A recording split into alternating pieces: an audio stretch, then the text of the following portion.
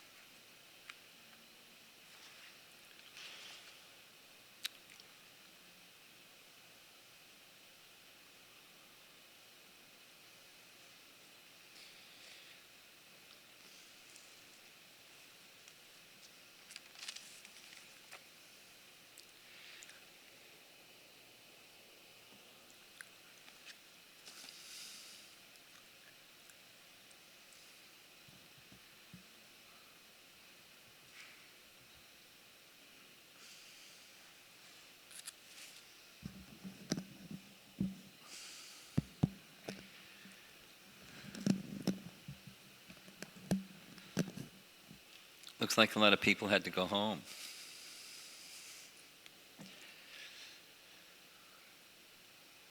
Some people decided to change their mind and stay a little longer.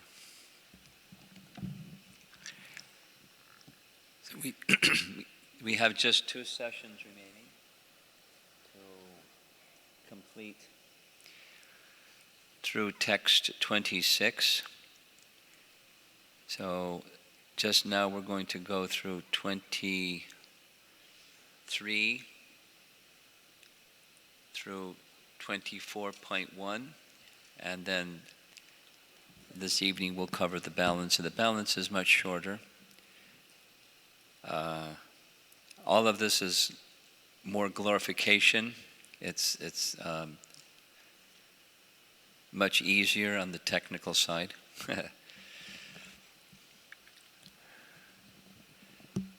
So this section that we're going to be discussing under the larger heading of identifying and glorifying Srimad Bhagavatam,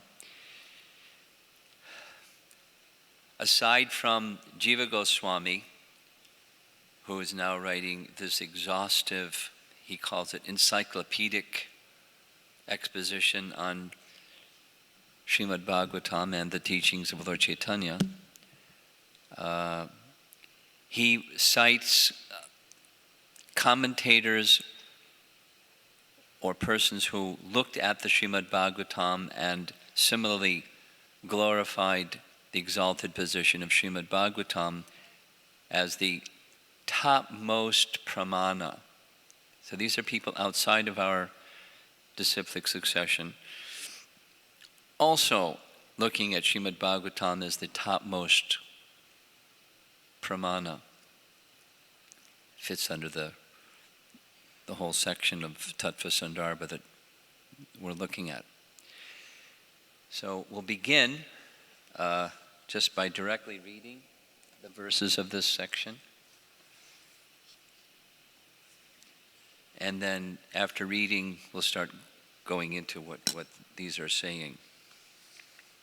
So text 23, translation of the verses.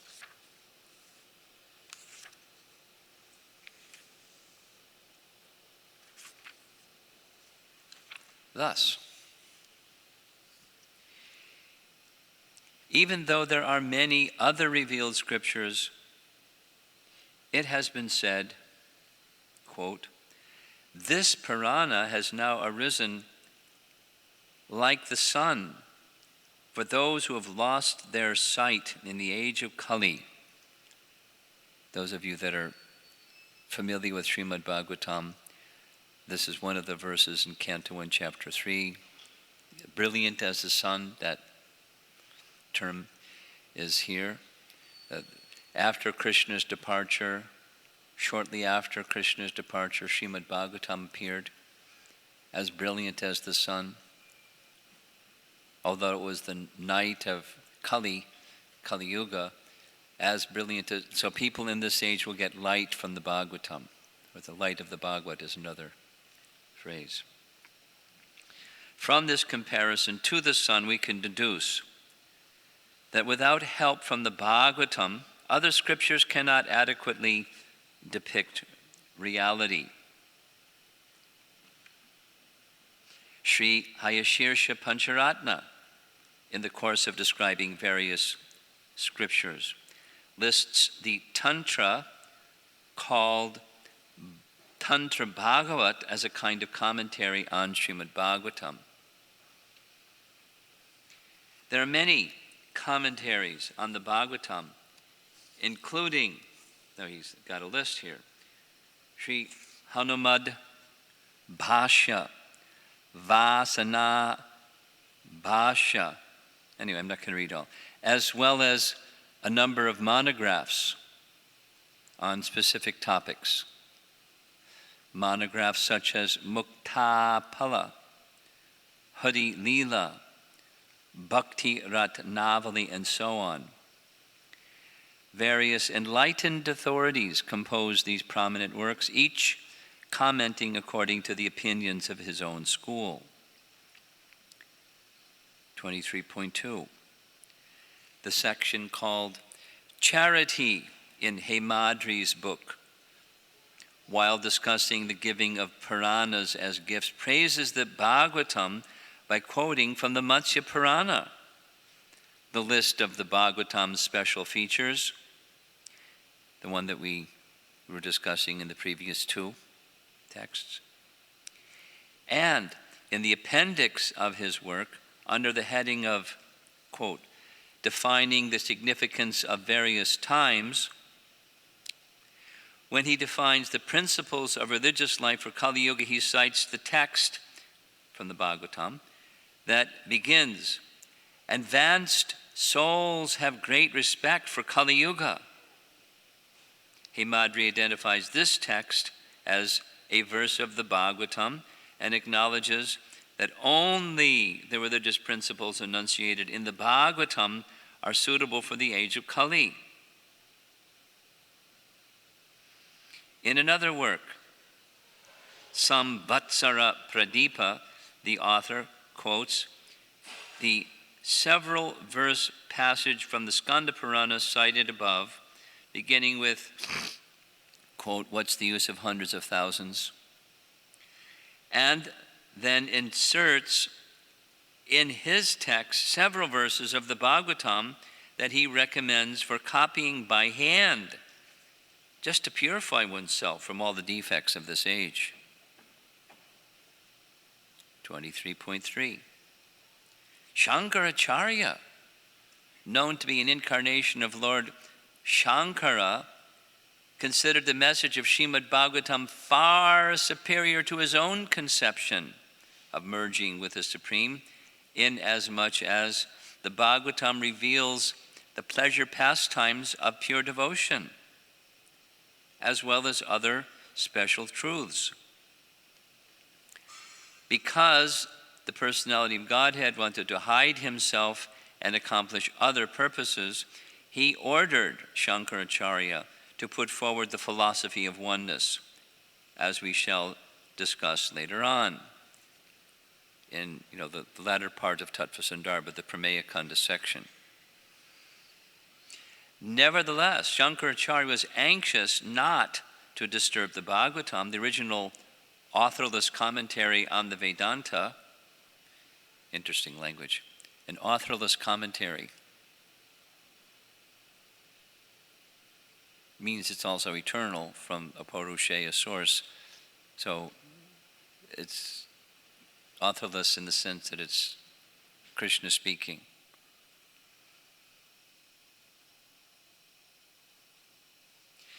By depicting in his Govindashtaka and other works events described only by the Bhagavatam, such as the Queen of Vraja's amazement at seeing the total form of the universe, Mother Yasoda looking inside Krishna's mouth,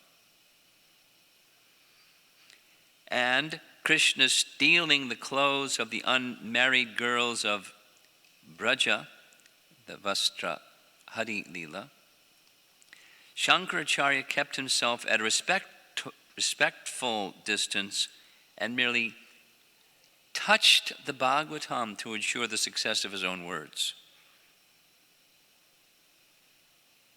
So, what we're going to do now is go through these.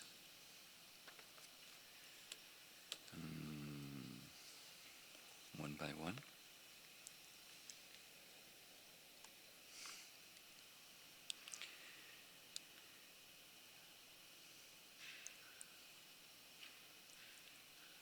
Here's a little summary of this little section. Due to its exalted nature, great souls and thinkers have revered Srimad Bhagavatam by writing commentaries, poems, and essays on it for centuries. So the first verse makes reference to a verse from Srimad Bhagavatam, first canto, where only through the light of the Bhagavatam can the real purpose of life be known in Kali Yuga. So going back to Canto 1, Chapter 1, there's a question. That's the 6 questions by the sages to Suta Goswami. And here's the question. Since Sri Krishna, the absolute truth, the master of all mystic powers, has departed for his own abode, please tell us to whom the religious principles have now gone for shelter. That's the question.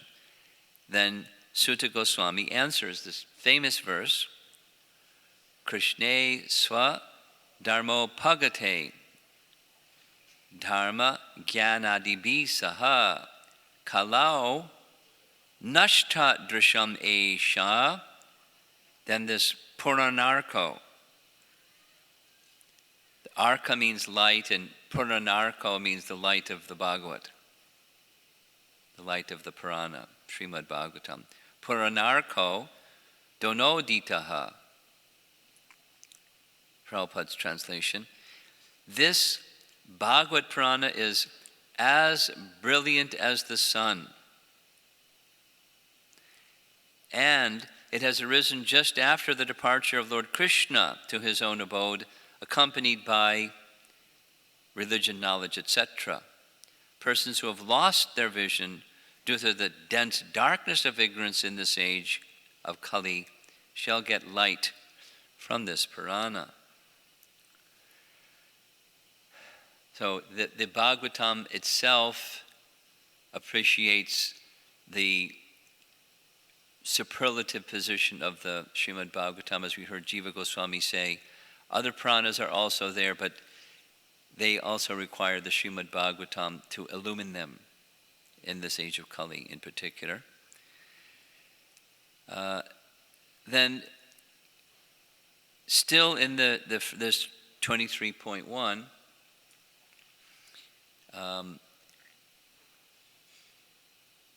Jiva Goswami points out, he gives names of different commentaries or monographs or poems or other writings expressing the appreciation and glorification of Srimad Bhagavatam.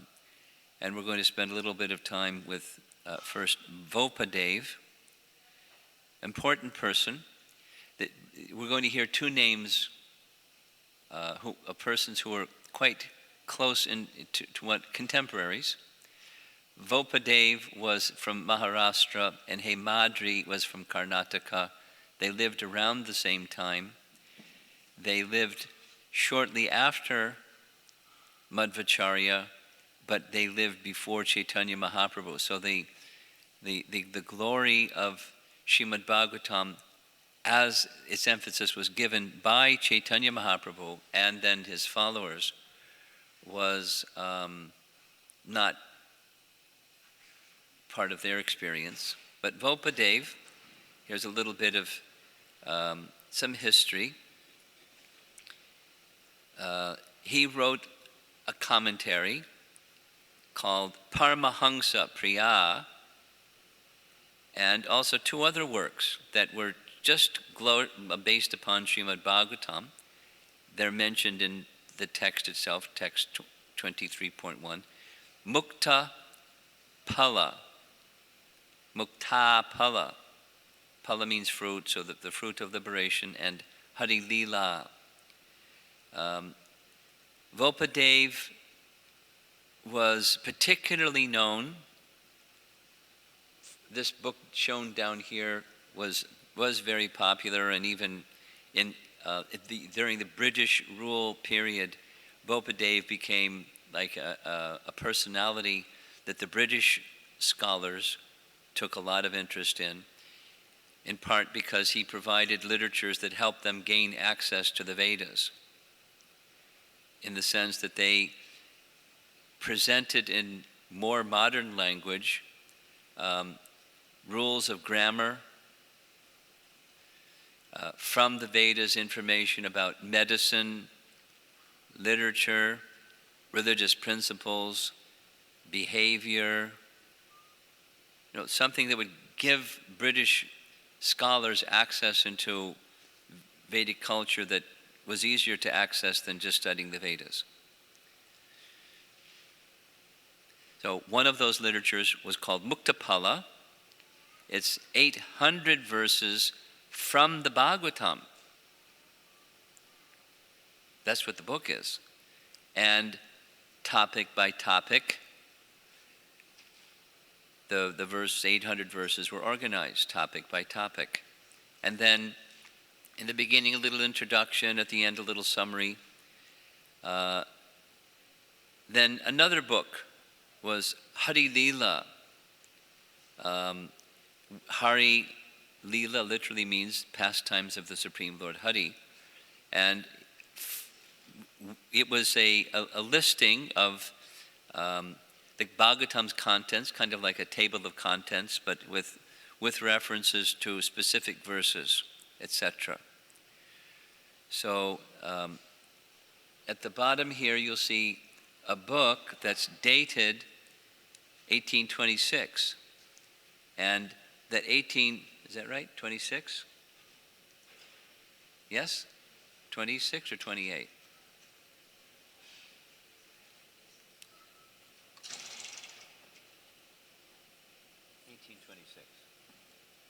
Where these two gentlemen, Colebrook and Wilson, that are listed here, they were British scholars during the British rule. This is like pre-Bhaktivinoda Thakur, but height of British rule. Scholars looking at British literature, Indian indigenous literature, the Indologists. They were Indologist specialists.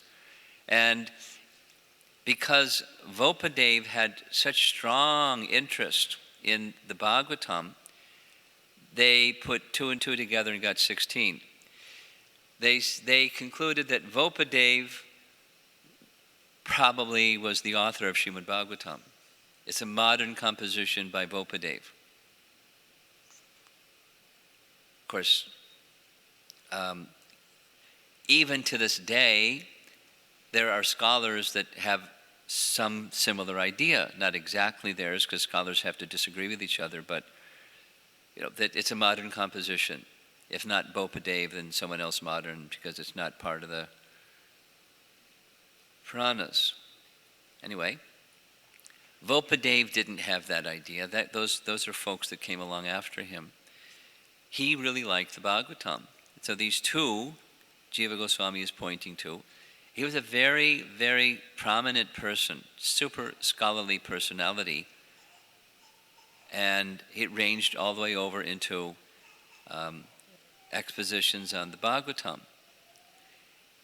And then a close contemporary was Sridhar Swami, and we've already heard something about the life of Sridhar Swami, but his commentary was every single verse of the entire Srimad Bhagavatam, not just 800 verses collected, etc.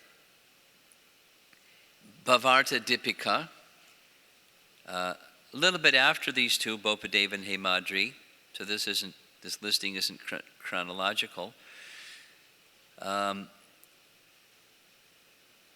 Probably the oldest comprehensive commentary on the entire Srimad Bhagavatam.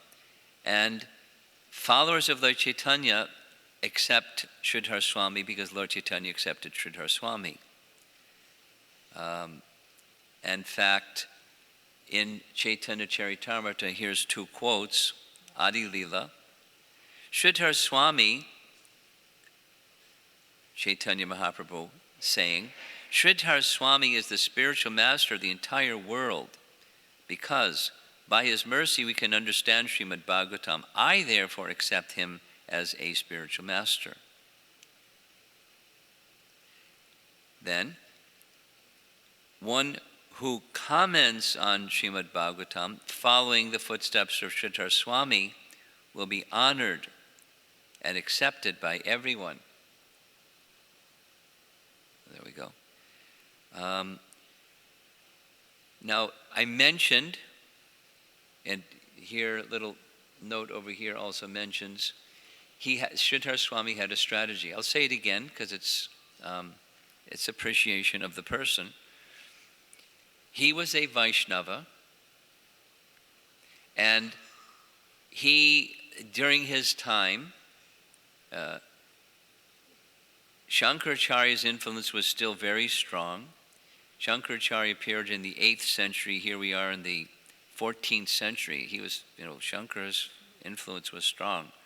Because Shankara had shown some interest in Srimad Bhagavatam, we'll touch on that in a moment, some of his followers were also taking interest in Srimad Bhagavatam, thinking that he, Shankaracharya, was looking at this text as one of their canon or one of their doctrine.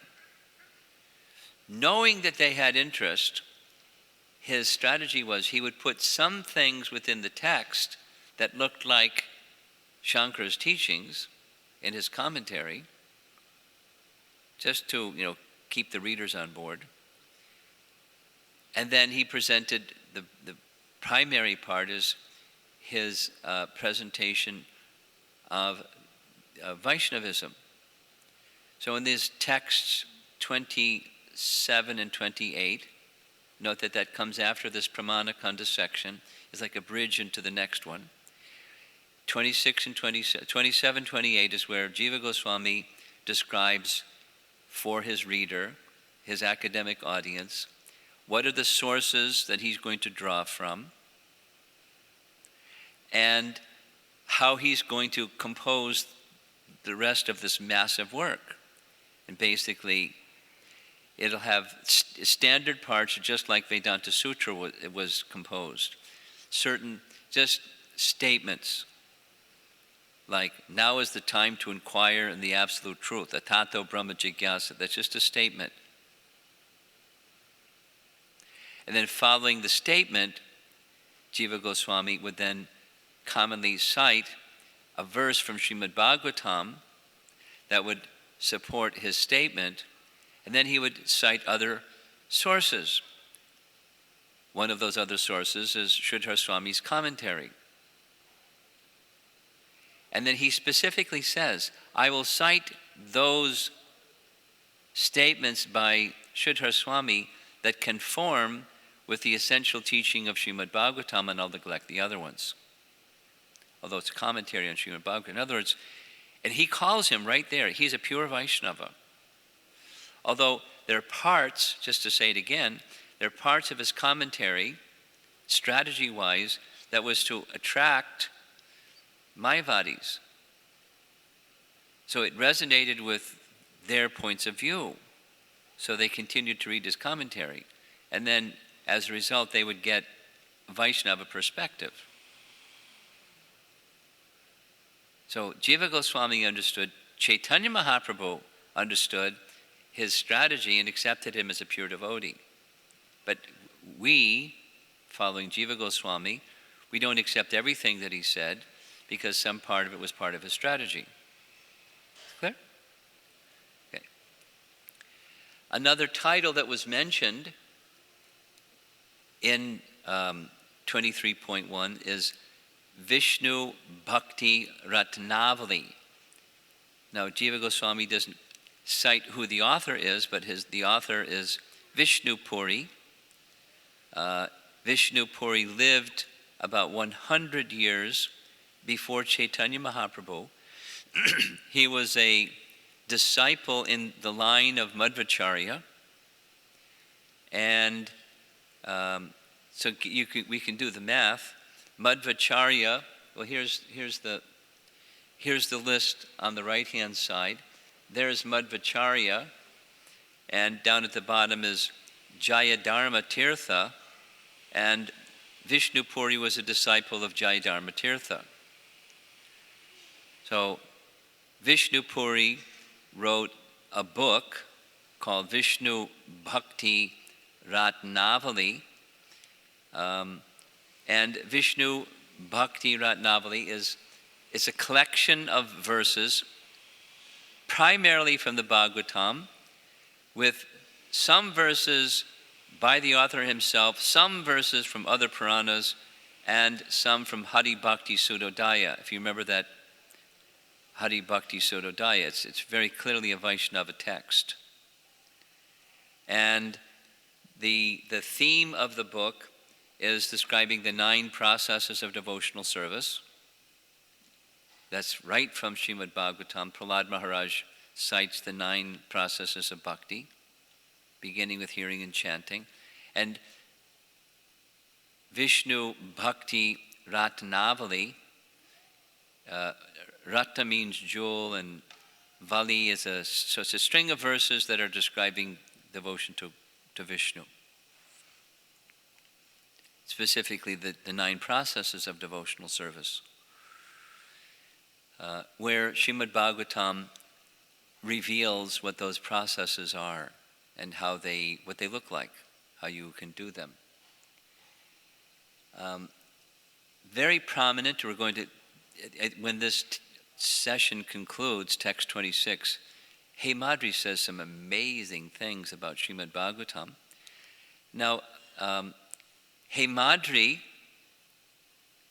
not only he's a very prominent person. He was not just a scholar; he was a prime minister. I read up on his life.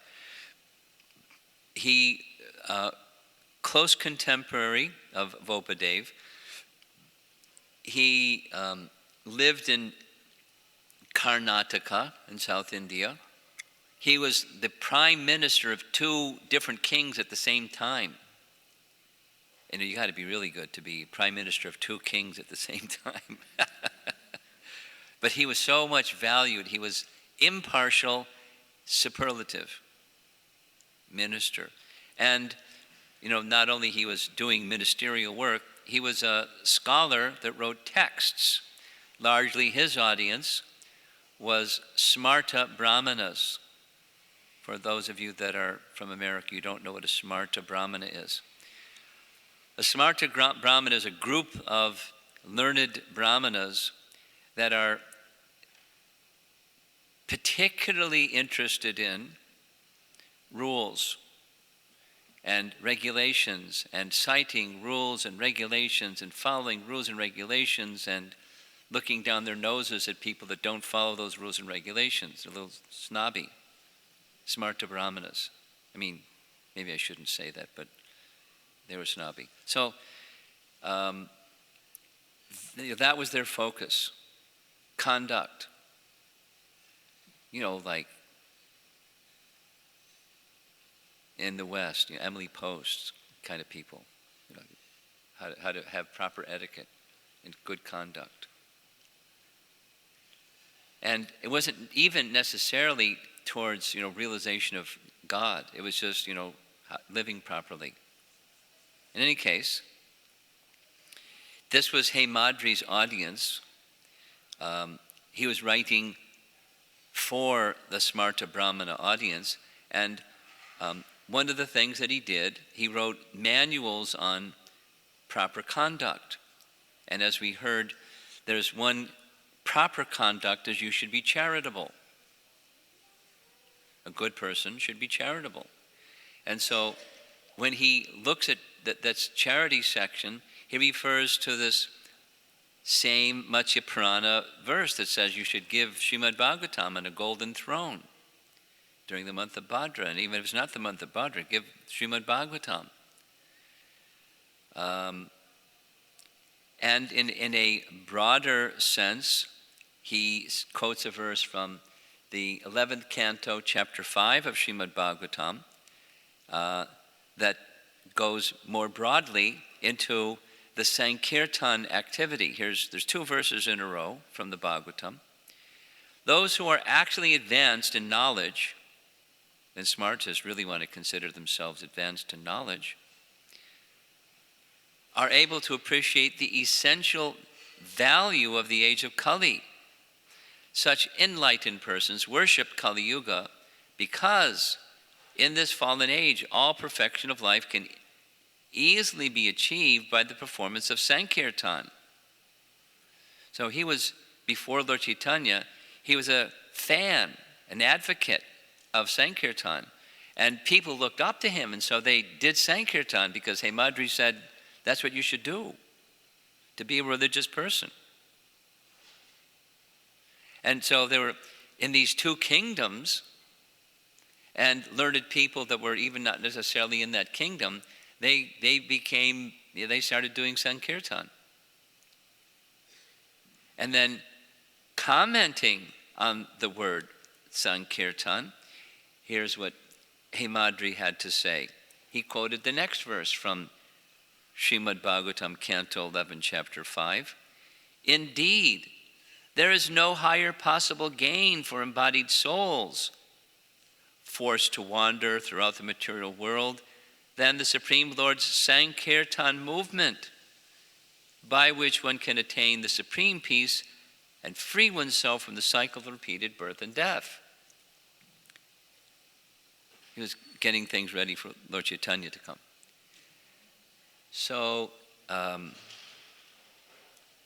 for him, an advocate of principles of high living, spiritual high living, Sankirtan was strongly established during his time and on the authority of Srimad Bhagavatam.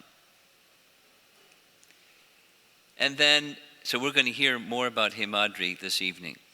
It's really nice what Hemadri had to say. Govindashtaka was written in the early 8th century by this personality.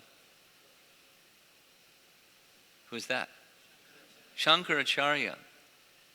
Who was Shankaracharya anyway? In the Padma Purana, a Sattvic Purana, Lord Vishnu speaks to Lord Shiva and orders him to take birth on earth. Lord Vishnu said, "Oh Shiva, make people averse to me." He did. By writing speculative scriptures, that he did, and thus hiding my glories, that he did. In this way, the world's population will increase. So someone was asking, what was the purpose of Shankaracharya? So it's directly stated by Lord Vishnu himself. While he did what he did very, very effectively, Shankaracharya had special respect for Srimad Bhagavatam, which he demonstrated in two ways. It's one text he did not comment on. He made no commentary on Srimad Bhagavatam. He could have said, like he did in Bhagavad Gita, when Krishna says, surrender to me, Krishna means don't surrender to me. Just twisted out of shape, you don't recognize it anymore. He could have done that, he didn't do that. And the second thing is, he wrote Govindashtaka and other writings that are directly glorifying the pastimes of Krishna. An impersonalist glorifying the pastimes of Krishna. He did it in Govindashtaka. And the pastimes of Krishna that he selected were pastimes that are not described in other literatures except Srimad Bhagavatam.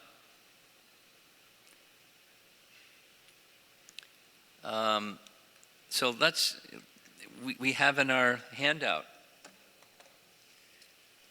Govindashtakam. And let's just read some of them, because I think we have some time to do that.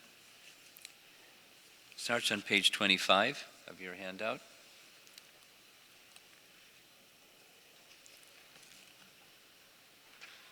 I'll just read the translations. Please bow down to Govinda, supreme bliss personified. He is the absolute truth, as well as unlimited and eternal knowledge. Though different from the sky, he himself is the supreme sky. Though it was with effortless ease that he rolled and frolicked in the courtyards of Vraja, he appeared to become tired. Though formless, he manifests in various forms fashioned by Maya, including the form of the universe. Though he shelters all the universes, he appears to need no shelter. Please bow down to Govinda, supreme bliss personified.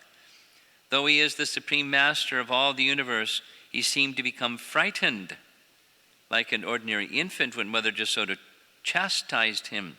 When she asked, "Are you eating mud?" he opened his mouth to prove he had not, and showed her the 14 planetary systems, including Loka Mountain. He is the supporting pillar for this city-like universe of 3 worlds. Though he is beyond all vision, he is the source of everyone's vision.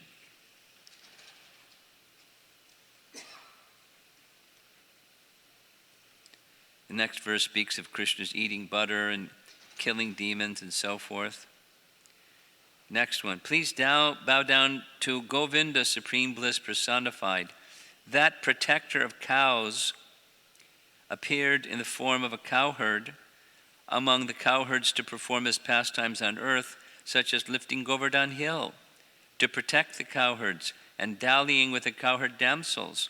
Even the cows called him by the name Govinda. He has unlimited names, he is distinct among the cowherd boys, and he is beyond the reach of the gopis' senses when he goes to the forest during the day, or when he resides in Mathura or Dwarka. Anyway, and so forth. Govindashtakam was composed in glorification of Srimad Bhagavatam's pastimes of Krishna. So now we're going to continue on to the next personality. We're still in 24.1. Madhvacharya. We all know who is Madhvacharya. We should. He's Chaitanya Mahaprabhu appeared in the line of Madhvacharya. So he's a predecessor acharya in our line. Jiva Goswami writes, interesting, before Madhvacharya was a Vaishnava, he, at the age of something like 14, he took sannyas from a Mayavadi sannyasi, Achyuta Prakshit Tirtha. And then something happened. He found Srimad Bhagavatam. And then something happened. He gave up Mayavadi life and took up Vaishnava thought. He got very moved by Srimad Bhagavatam. And during his time, apparently, because Shankar, or sometime, In the line of Sridhar Swami, there was a sannyasi named Punyaranya,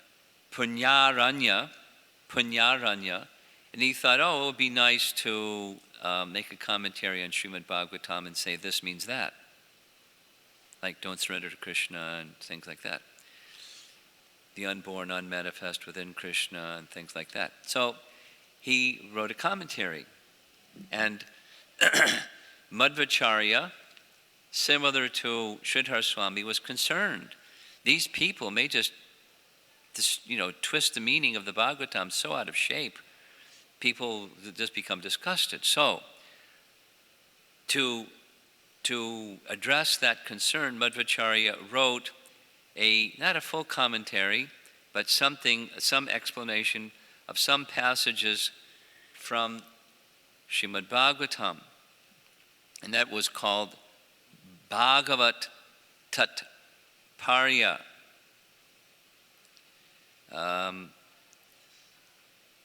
It's a gloss, the word is used, a mini summary of passages from Srimad Bhagavatam.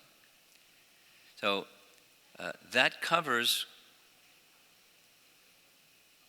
one little section, and we're going to then carry on to the next, which is, as you see at the bottom here, the Srimad Bhagavatam explains its own position. So, great personalities honored Srimad Bhagavatam. Now the Bhagavatam is going to explain its own position. The glories of Srimad Bhagavatam is revealed within Bhagavatam itself. Nice painting. This is Shukadeva Goswami, and that's Maharaj Parikshit. And these are many great sages. You recognize who that is with the Veena? Narada Muni. Who are these little four kids? Four Kumaras. And then there's Vyasadeva and of course Narada Muni, Vyasadeva and Narada Muni and the four Kumaras and a whole assembly of great personalities where Shukadeva Goswami is speaking Srimad Bhagavatam. Now this is taken from the commentary of the BBT authors. Since Jiva Goswami has already shown that Srimad Bhagavatam is the topmost Purana, he can now cite it directly to demonstrate its own stature. Such citations will only increase a sincere reader's faith in the Bhagavatam. And so from this point on, Jiva Goswami relies on the Bhagavatam itself as the principal source for his analysis. Here he also reveals the eminence of Srimad Bhagavatam that it enjoys by virtue of the status of its brilliant speaker, Shukadeva Goswami. Now there's a whole other section that, the eminence comes from the qualification of the speaker itself. In the first canto, Srimad Bhagavatam, it is stated, Sri Vyasadeva delivered Srimad Bhagavatam to his son, the most respected amongst the self-realized, after extracting the cream of all the Vedic literatures and histories of the universe. So this is now going to the glories of the speaker. The Bhagavatam's glories have to do something with its speaker. In the 12th canto of Srimad Bhagavatam, we find its statement that this Bhagavatam is the essence of all Vedanta philosophy. One who has felt satisfaction from its nectarian mellow will never be attracted to any other literature. Not only we don't need other literature, you don't even think about it. It's so special. What's that? Green parrot. Green parrot in a green tree. Looks like the parrot has merged with the tree, but the parrot hasn't merged. That's an example that Prabhupada gives. So, green parrot, there are lots of green parrots in Vrindavan. I don't know what there are probably some other colors, but they're mostly green, at least from what I've seen. In the first canto of the Bhagavatam, Shuka, which means parrot, the example is given. O expert and thoughtful men, relish Srimad Bhagavatam, the mature fruit of the desire tree of Vedic literature. That's 1.1.3. It emanated from the lips of Shukadev Goswami. Therefore, this fruit has become even more tasteful, although its nectarian juice was already relishable for all, including the liberated souls. Now, Prabhupada has given this in the purport, actually, to that verse. And from time to time, he would speak about this. There's a special quality that a parrot has where if there's a fruit, there's certain sweetness of the fruit, but if the parrot somehow he has the capacity to with his beak, making the fruit softer and sweeter than even just the fruit itself. Similarly, when Srimad Bhagavatam was spoken by Shuka Dev Goswami, its sweetness became even sweeter. Which is, it's not a small point. You know, in the audience was Shukadev's father and spiritual master, and Krishna Dvaipayan Vyas, a Vishnu Tattva form of the Lord, and manifested himself in this world to bring the Vedas back into vision for the world. He sat and heard from Shukadev, and his spiritual master, the grand spiritual master of Shukadev, sat and listened. And it wasn't impertinence, it was out of great appreciation for what Shukadev was presenting, and they were going, wow, this is the best. This doesn't get better than this. Because of the qualification of Shuka. Now, we have a little time, so I'm going to, an anecdote. One time I was visiting in, Jayadvaita Swami had encouraged me, visit South America. They don't get any visitation, and I was a young sannyasi, and, it was reasonable for me at that time to do. So I went and visited South America. And one of the places I went was Lima, Peru. And Lima, Peru was really well built up. And in addition to the things being well built up, they had a farm.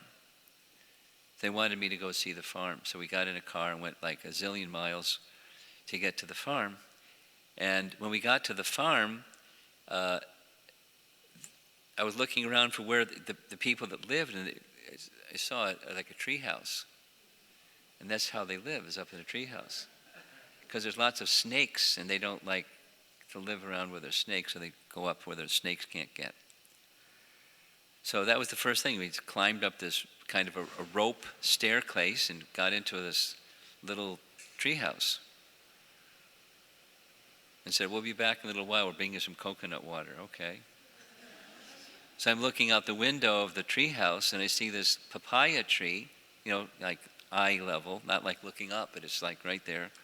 And there's this parrot, this big long beak, and he's doing what parrots do. He was making a hole in the papaya. He wasn't even like eating, he was just like softening it. Like, sometimes you do with a mango, the skin is still, and you from India, so you make it soft, then just like make a little hole and then you just drink the mango juice from the mango. Okay. And that's what we do, but somehow parrots make it even sweeter. Anyway, all of that is this glorification of, because it emanated from the lips of Shukadev Goswami, it's the fruit, this ripened fruit became even more tasteful. That is, the way that he spoke it was with such rasa that everyone was just drinking the rasa through sound vibration.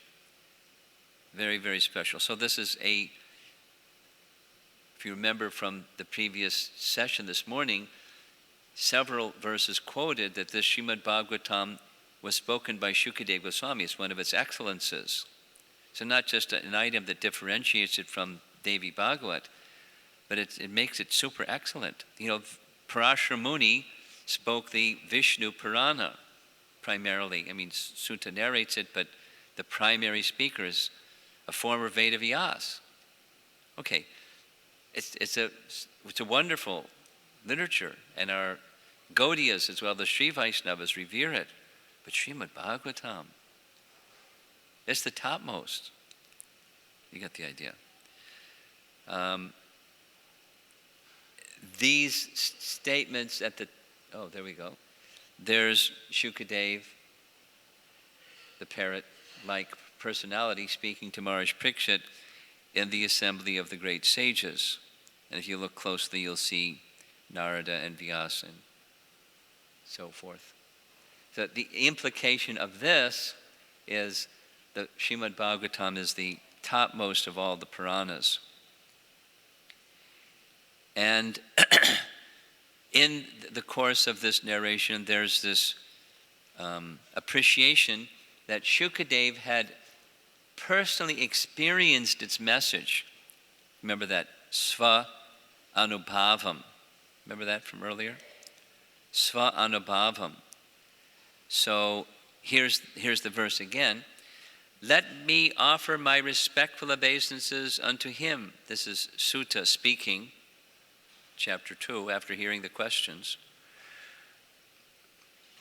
The spiritual master of all sages, the son of Vyasa, who, out of his great compassion for those gross materialists who struggle to cross over the ocean, the darkest regions of material existence, spoke this most confidential supplement to the cream of Vedic knowledge after having personally assimilated it by experience. So this is another feature. It was spoken by Shukadev, who he had experienced its message, and now he was very capable of presenting its message. And we know from Shukadeva Goswami, what was he before he heard Srimad Bhagavatam from Vyas? He was a Brahmavadi. And Brahmavadi not only means he had realized Brahman, but it also means, in the negative, he had no material attraction. Here's this person, fully Brahman realized, with no material attraction, and now explaining it to these sages that are assembled here. And for us, so it's very, very special. Here's some images of fruit trees. And for a tree, especially a fruit tree, the most important part of the fruit tree is the fruit. And there are some parts of the tree that are exposed to the sun all the time. That's at the very top. Some are over here, and then when the sun is over there, they don't get because there's shade, but then it moves. So, but the fruits that are at the very top, they're the ripest and most juicy. At least it's understood like that. So from the ripened fruit of the Vedic desire tree, because the Vedas are compared to desire tree, just like ISKCON desire tree. So a desire tree provides everything. The Vedas provide everything. But the ripened fruit is the most desirable part. So this Bhagavatam is compared like that. Most exceptional. And like some very special fruits that don't grow on material trees, this Bhagavatam has no skin and no seed. They have to spit out. Nothing to discard. So that finishes the section. And we're now, this evening, ready for our final section. And the final section is this: the preeminent position of Shukadev Goswami, completed, and then the wrap-up of the entire section. What do you think?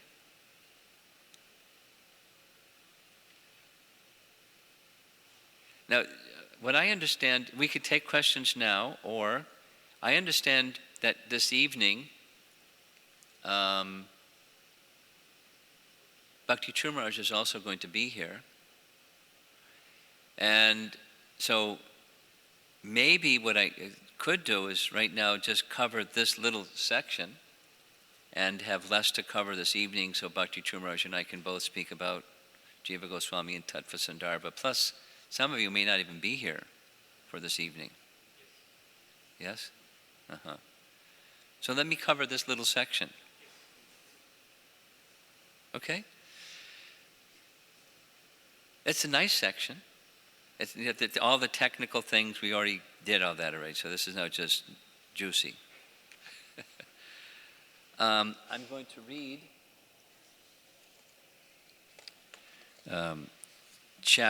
text 25.1 and 2.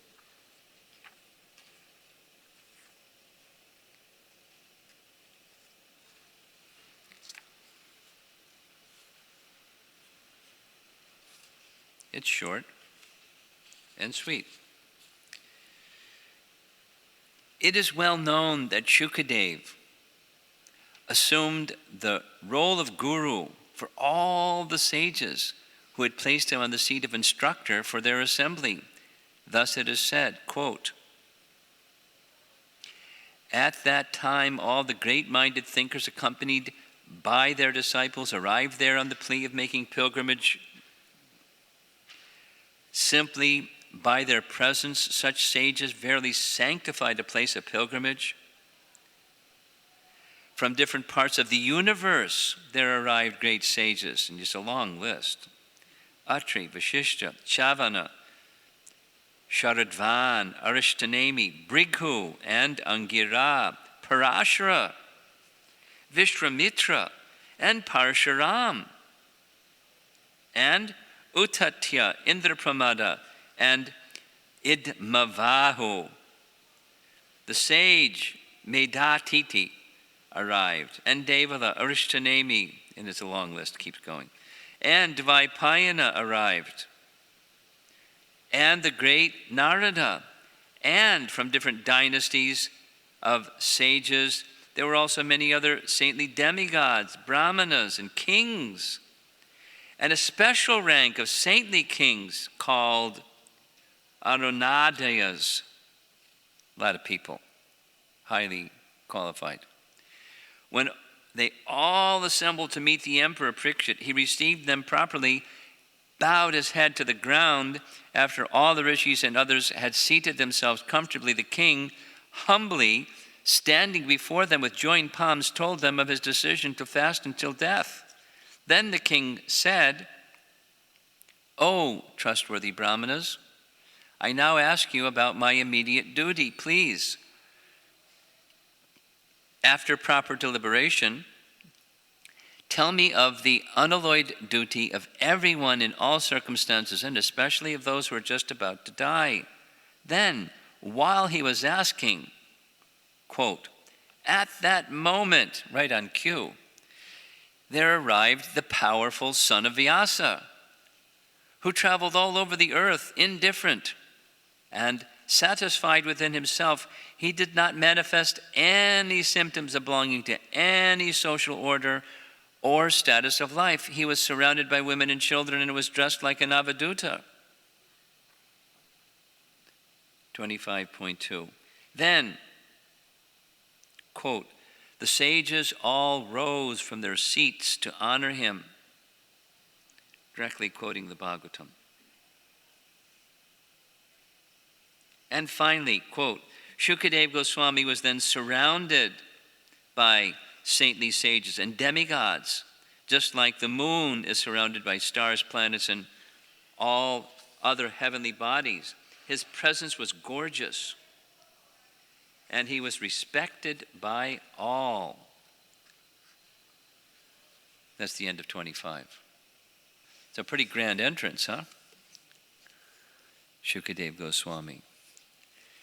So the point, this is some scriptural reference verifying that we may not understand, but the sages and demigods and forms of the Lord recognized, and his exalted qualification. It's very interesting.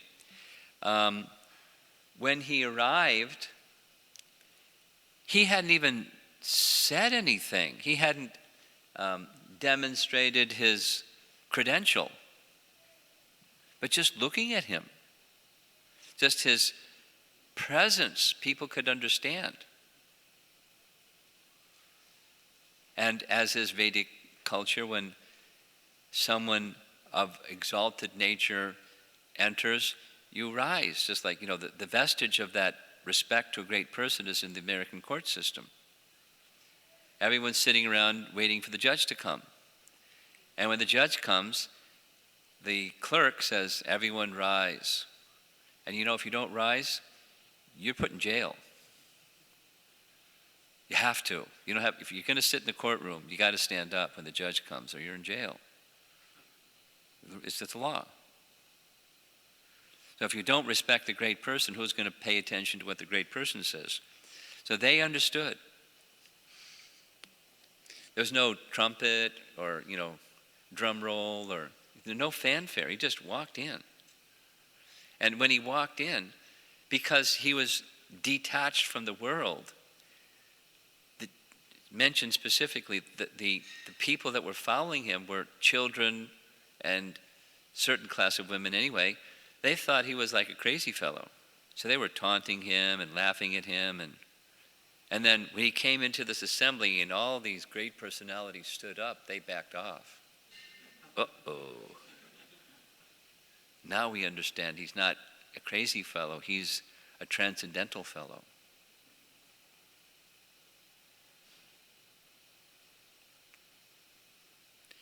So directly, this little section is just honoring the speaker. So just read. This is taken directly from the commentary.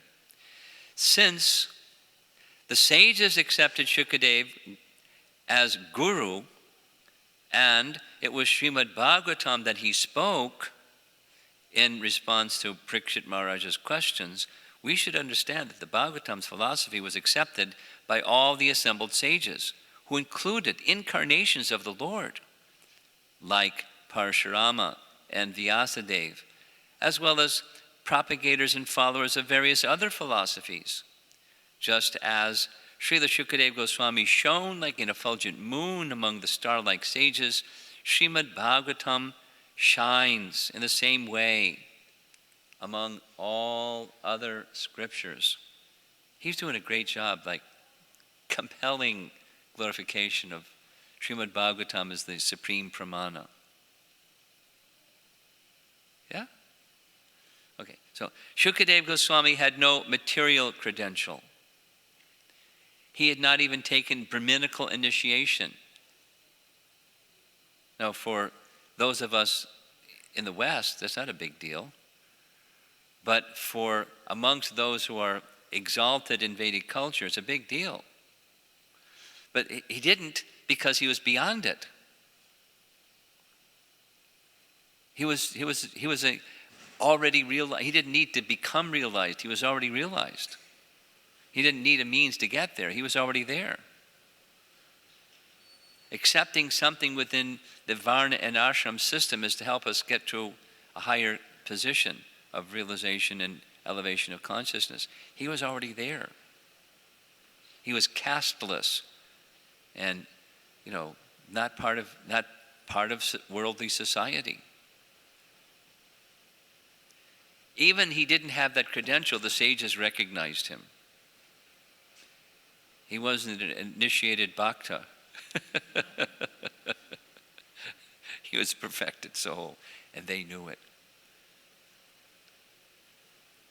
And they all deferred to his authority in response to Maharaj Parikshit's question. They weren't jumping up in front of him saying, hey, he's a 16-year-old kid.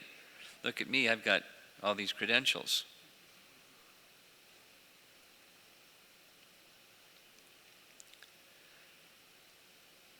Although any of these sages could have instructed Parikshit expertly, they all had arrived there in their wanderings for the specific purpose of hearing Shukadeva Goswami speak Srimad Bhagavatam. Even in the company of their disciples, they were glad to humbly take the role of Shukadeva's audience. So, the Bhagavatam is now being manifest. Glorious. The Bhagavatam is being manifest in the world.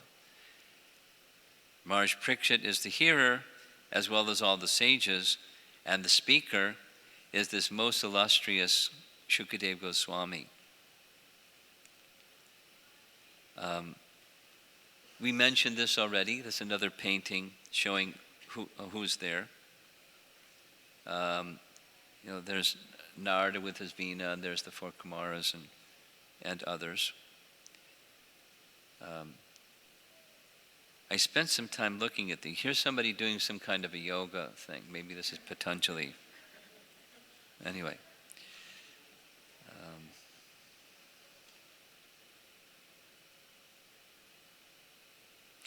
Although these two, Vyasa and Narada, were Shukadeva's guru and Parama Guru, when they heard Srimad Bhagavatam from Shukadeva, they heard it like they had never heard it before. Shuka Mukhad Amrita Dravya Samyutam, the language of Bhagavatam 113. This is yet another sense in which the Bhagavatam is more glorious than any other scripture. Statements about its superiority to other Puranas, such as we heard in Matsya Purana, are only relatively true. What more can be said?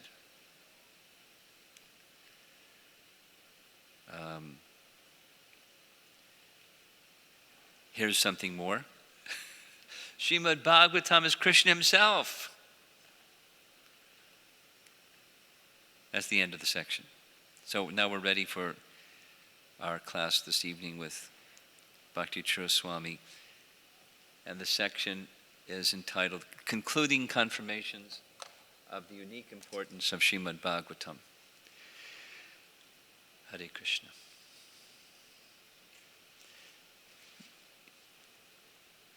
We have the portable mic. Thank you. People that are online, do they have the opportunity to ask questions? We don't have the facility, right? Not yet? Is there a facility for the future? Think of creating a facility so people online can ask questions. Okay, so think about that for the next time, whoever the speaker is. We can be part of the announcement that goes out. That. Okay, thank you. Guru Maharaj, I wanted to appreciate what a beautiful grand finale this was. The brilliance of Jiva Goswami was very overwhelming. Yeah. The quotes from, scriptures that I've not even heard of, just appreciating his brilliance and how you were presenting it and the intellectual stimulation that, it seemed everyone in the audience so engaged. And then leading up to this presentation, which was just, you were preparing our hearts to receive Srimad Bhagavatam. So I just wanted to appreciate the wonderful flow of Jiva Goswami and that you presented leading up to this presentation, pablamizing it for us. Well, like I said, just hold on to his dhoti or his feet or what, any part of him. and you're in a good place. And don't go too far away from either him or his feet or his dhoti or anything to do with him. So stay close, and the inspiration to read and give, receive and give the Bhagavatam and its message will enrich our lives. Bring us closer to Krishna, the message or the subject of Srimad Bhagavatam. When the heart becomes open, then it's easier to receive, or we become better receivers. And then more of the message can go in, and more of the message can go more deeply. And, as you asked at the very beginning, what's begin with the end in mind? So there we have it. And hopefully that has taken place to some degree at least.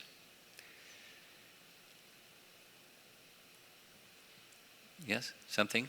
I have a couple questions. So you were explaining that Shukadev Goswami, because the Bhagavatam has emanated from his mouth, it's become sweeter. And also earlier we were hearing that Sridhar Swami verified all the 18,000 verses.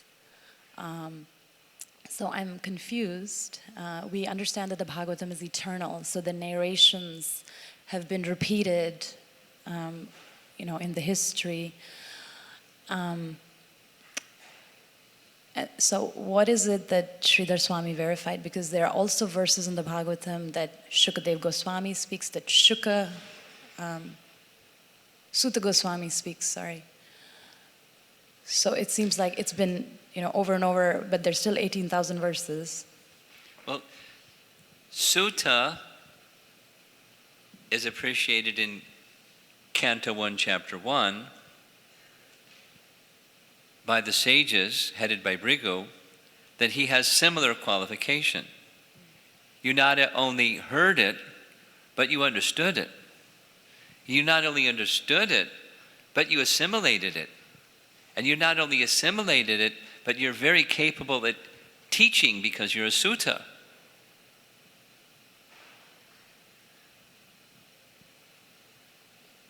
Now, Shukadev had even greater qualifications. So it wasn't, as you said, he not only made it very clear, but he made it very rasika, or sweet, filled with juice, filled with rasa, because of his consciousness. So, same message that Vyasadeva spoke, when Shukadev spoke, same message. It's like special. So, Sutta is repeating what he heard from Shukadev, and it's not the same. It's Sutta saying what he heard from Shukadev. But, Shukadev is the speaker of the Srimad Bhagavatam, and Maharaj Pariksit is a listener, and it's being relayed to us, just like, Bhagavad Gita is being relayed to us by Sanjaya, in one sense, or written by Vyasa. So, it's not Sri Bhagavan, it's third person. But the speciality of the Srimad Bhagavatam is he's the original speaker. So that's, I don't know if that hits all the targets that you put out there, but something further on this? That's okay?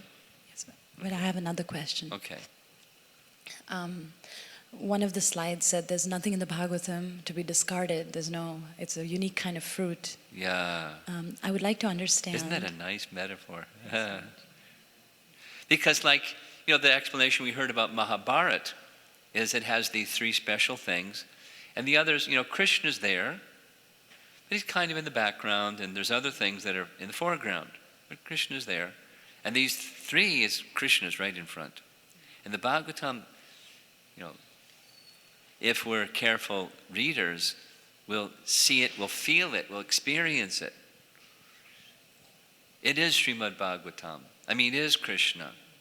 So, go ahead. So in light of that, I would like to understand, the second canto begins with, if you don't have a conception of the Absolute, then you form a conception, Right. through nature, Right. and it goes through those gradations. Step by step, holding the hand of your child. You know about that. So I would like to understand it properly, in the sense, my understanding was that, as a practitioner of Bhakti Yoga, we don't have to worry about those gradations. We just go, to the lotus feet of Krishna. So we're not discarding that, but we understand it, that is the gradual way to take a person to form a conception of the Absolute. Yeah. I think I understand your question. So, for example, as you're using the example, first chapter of Canto 2,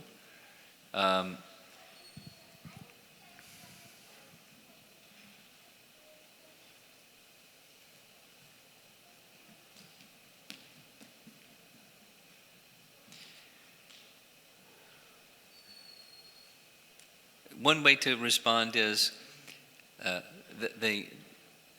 the 10th canto, which is compared to the smiling face of the Supreme Lord.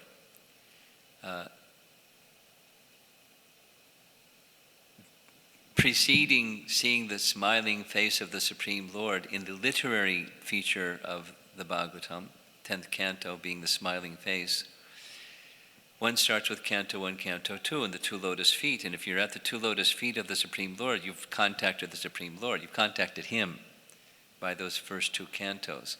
And so it's like seeing the deity, and you see the feet of the deity first.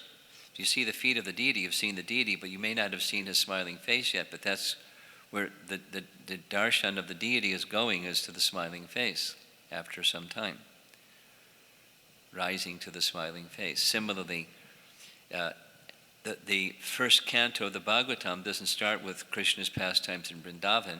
It starts with preparing the reader to get to the place of consciousness where they can read the pastimes of Krishna in Vrindavan and not misunderstand them. Because otherwise, almost for certain or for certain, they will misunderstand. And so it's to get the audience to that place from the very beginning. Now, it's something like, similar to the composition of Bhagavad Gita, Krishna speaking the message of Bhagavad Gita to Arjuna. He doesn't start with unalloyed bhakti. He starts with preparing him to come to that. But even if you look at those earlier chapters, Prabhupada puts, bhakti and bhakti and bhakti and bhakti. Even when he's talking karma yoga and dhyana yoga, it's bhakti.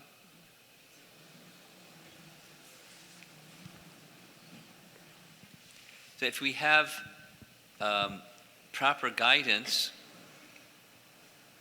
meaning the commentary of Srila Prabhupada and other similar great acharyas in our line of disciplic succession to guide us, then we can get to the point of understanding Canto 2, Chapter 1, where it's revealing Krishna. Like the lotus feet of the deity before the face of the deity. Like that. Okay.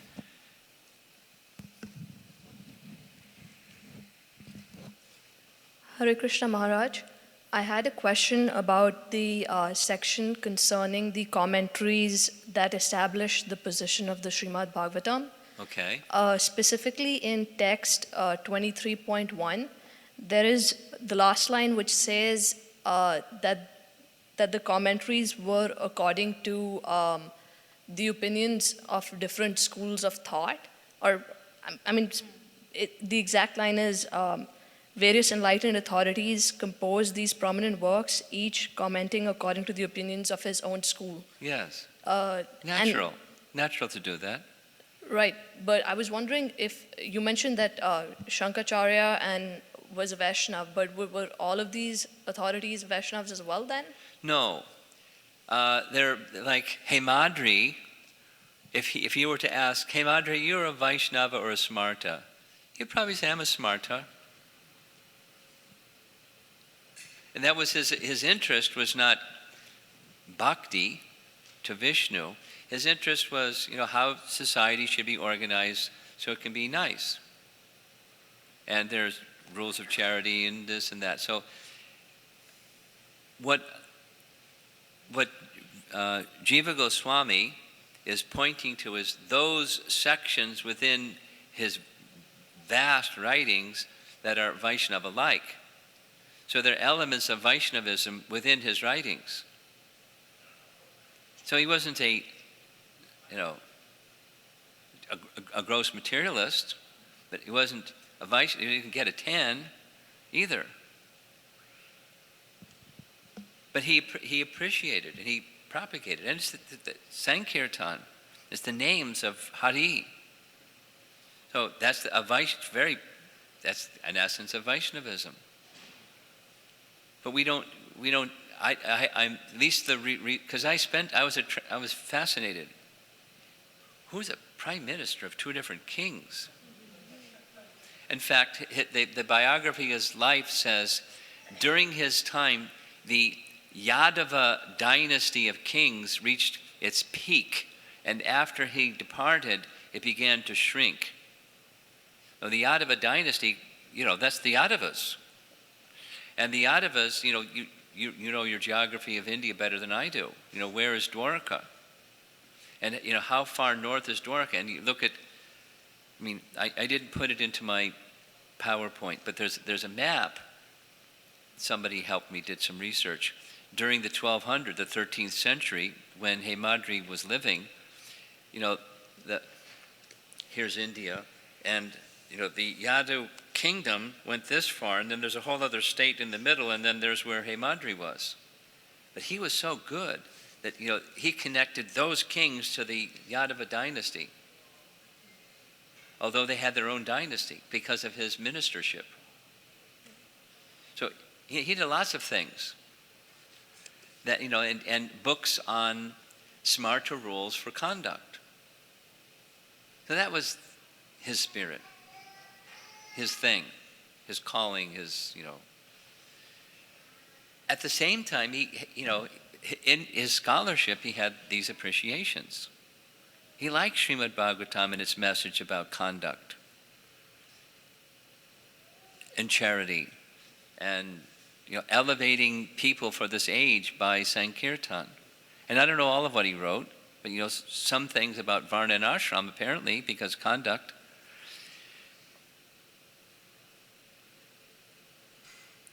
See, it wasn't anti-Vaishnava, but that's not his core.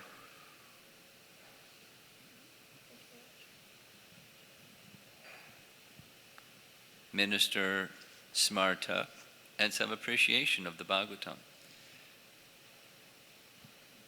So Jiva Goswami is taking that nectar.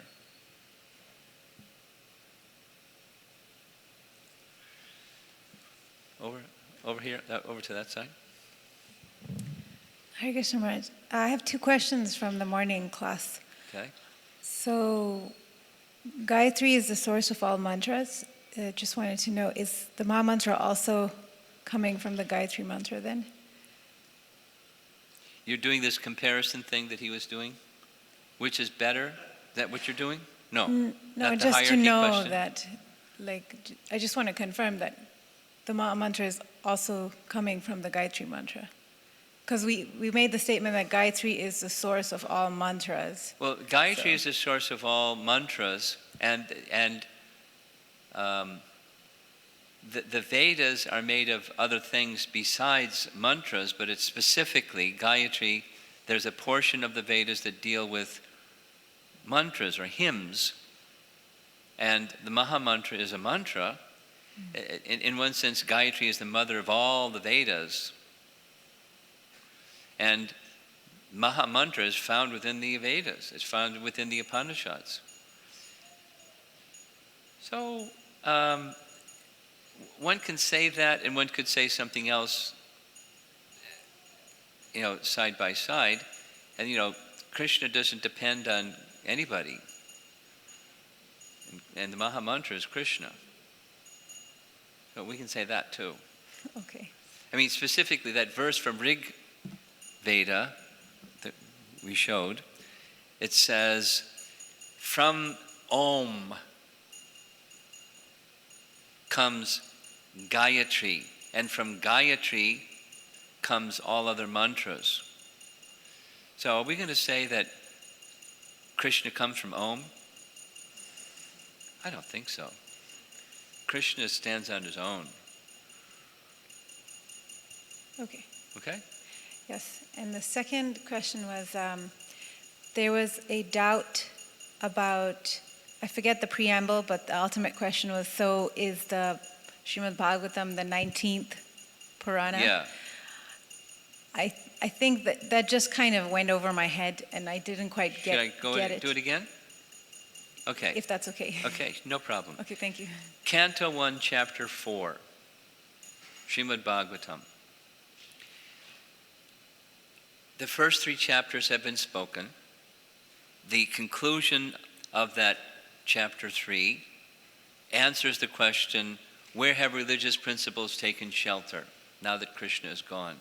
Answer, Srimad Bhagavatam. The literary form of Krishna has appeared shortly thereafter, after Krishna's departure. Chapter 3 ends. Chapter 4 begins. Oh, this is so wonderful. Can you describe to us how Srimad Bhagavatam appeared? Sutta, sure. Here's how Srimad Bhagavatam appeared. Chapters 4 through 6. 4, 5, and 6. So 4 is specifically, so Vyasa, being a seer, past, present, and future, he looked into the future. He saw Kali Yuga was just about to arrive because it happens just after Krishna's departure. And so he felt compassion. I want to do something because the people of this age are going to move into that age and it's dark. So let me do this to help them. I'm a literary person. Really simple. I'm a literary person. And so let me take the Vedas and put them in the written form because I know people are going to have short memories and they'll need it in a written form. So he did that. He took this one Veda and divided it into 4 and put together the 18 Puranas. One of the 18 Puranas is Srimad Bhagavatam. He composed the 18 Puranas and the Upa-Puranas and the Itihasas, Mahabharata, and summarized everything as Vedanta Sutra. And then he stepped back and said, something's not right. Narada said, yeah, you didn't sufficiently glorify Krishna. You glorified Krishna, but not sufficiently. So do this. Go into trance, whatever is revealed to you, write a book exclusively on that. And so he did that. And he wrote Srimad Bhagavatam. Now the question is, since there were already 18 Puranas, and then he wrote Srimad Bhagavatam, wouldn't that make it number 19? Okay. Someone might say. And the answer that was given. Okay. What was the answer? Oh, what's the answer to that? Oh, okay. You wanted how do you get the 19? So it's a second edition. Okay. And that is confirmed by Vishwanath Chakravarti Thakur. There's a certain term, which I can't remember right now, saying that's what it indicates.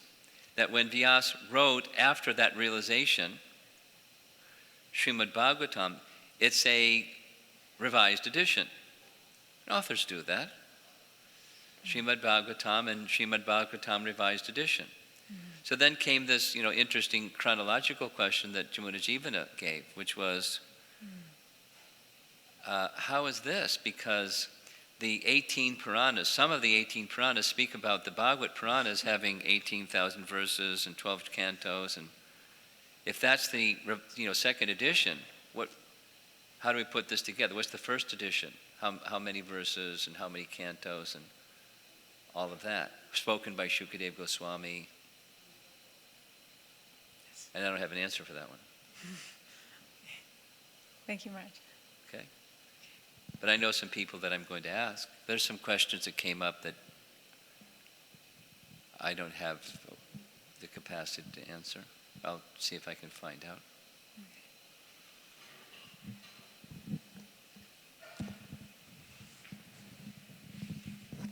Hare Krishna Maharaj.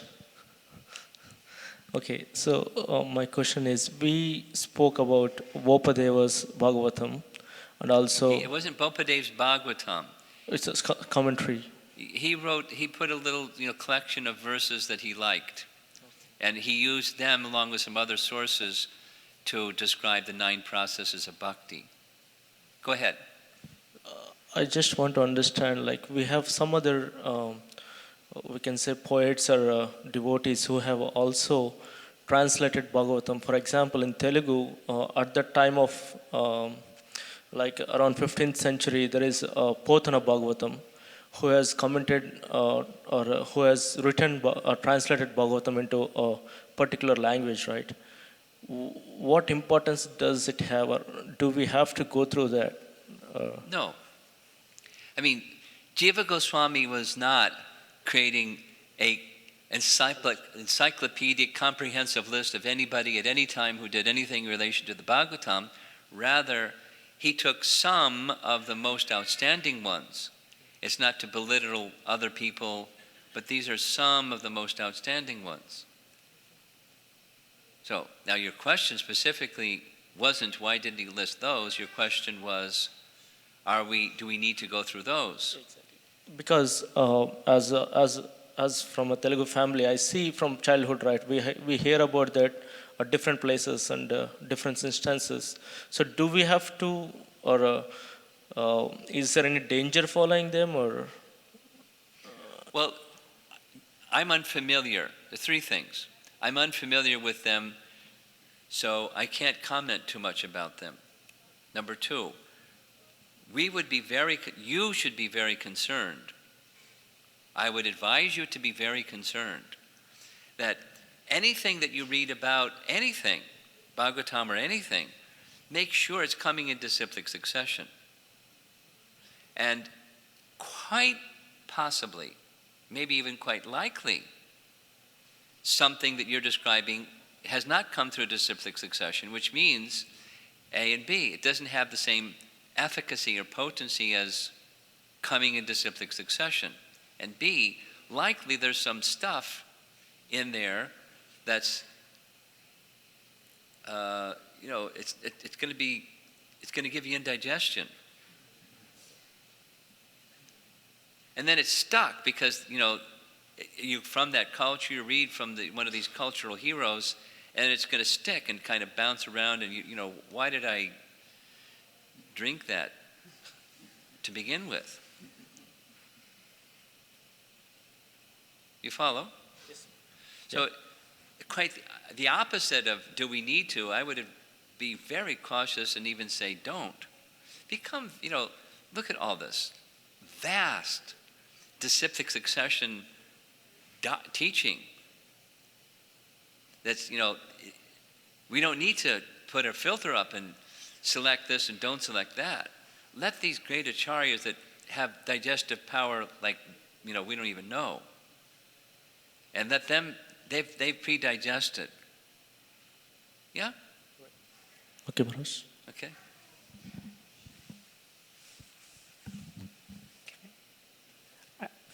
No, go ahead. You got the mic. Go ahead.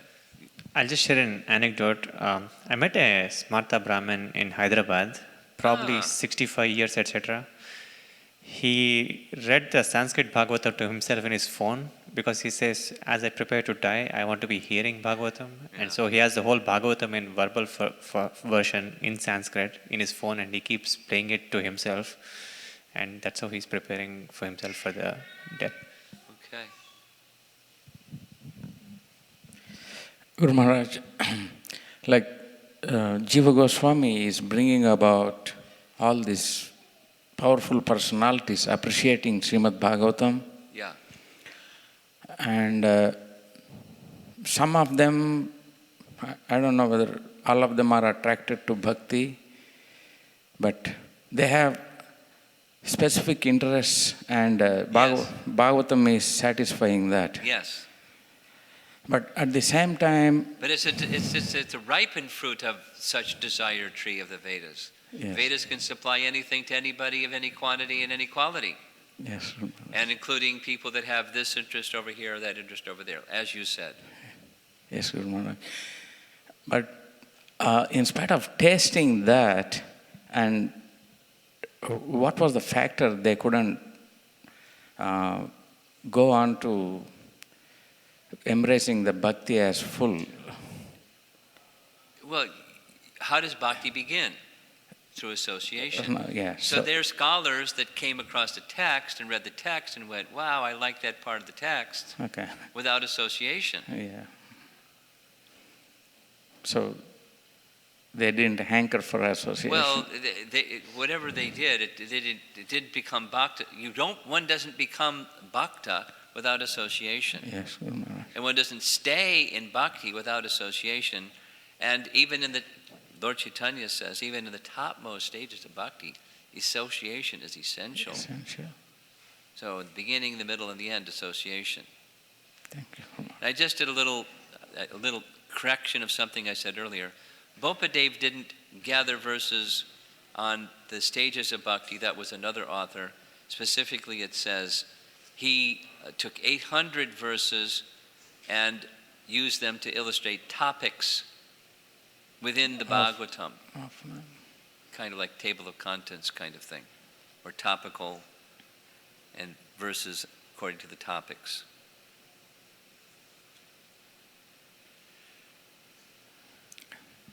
Yes, over here.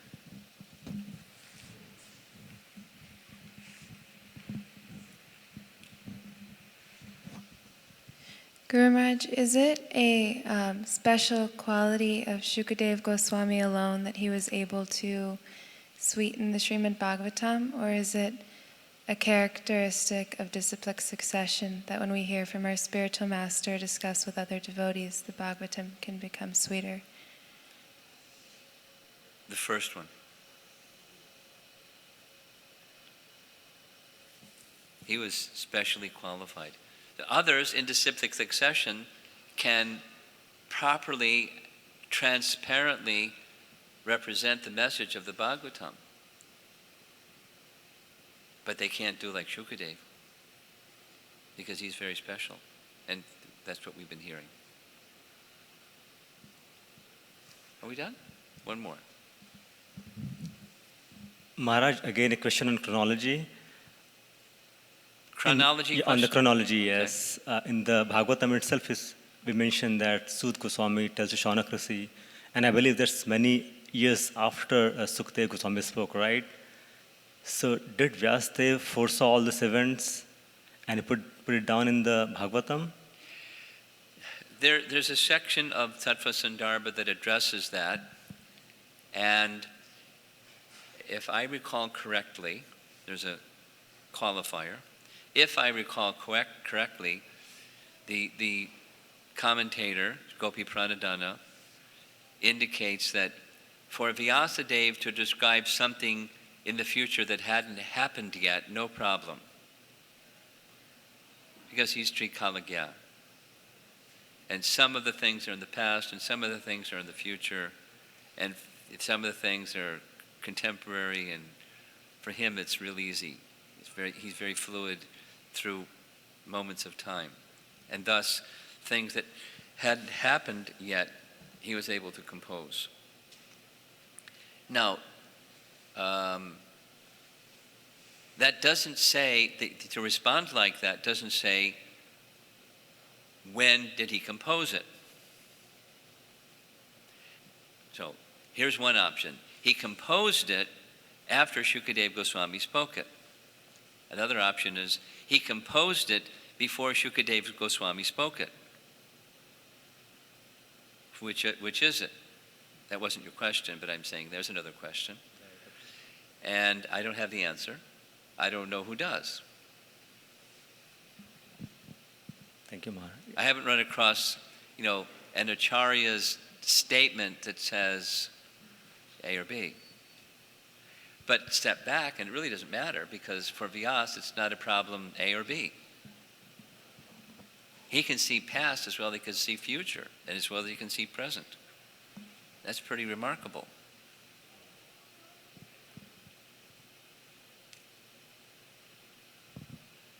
Okay, I think we're done. See you again this evening for those of you that are around. Srila Prabhupada Ki Jai.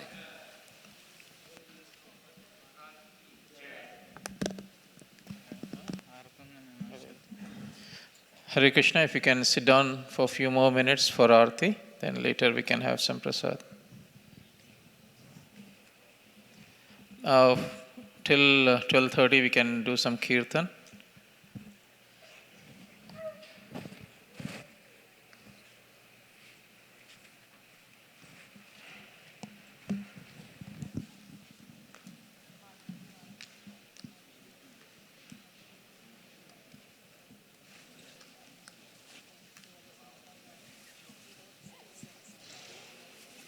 Anyone can do, want to do kirtan, Mataji? Want to do kirtan?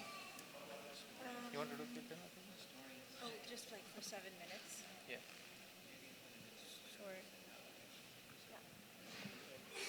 Map of India in the 13th century, 1200s, and the Yadava dynasty was existing.